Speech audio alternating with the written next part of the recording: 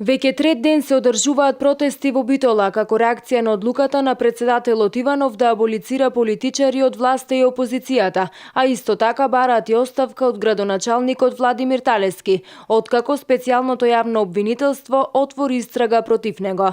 Синокешните протести во Битола започнаа во 19 часот од плоштадот Магнолија, а продолжија пред зградата на општина Битола, која беше обезбедена со кордон полиција, а демонстрантите со рацете кренати се обидоа да го пробијат кордонот.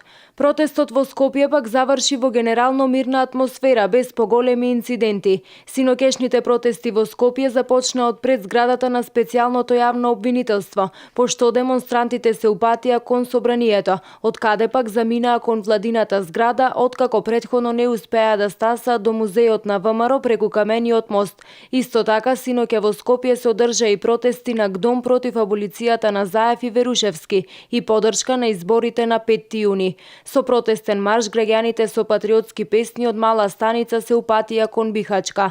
Заедно со граѓанското движење ГДОМ изразија револт против обидот на СДСМ да ги одложи закажаните избори. Инаку по Битола и Скопје од денеска протести ќе има и во Струмица.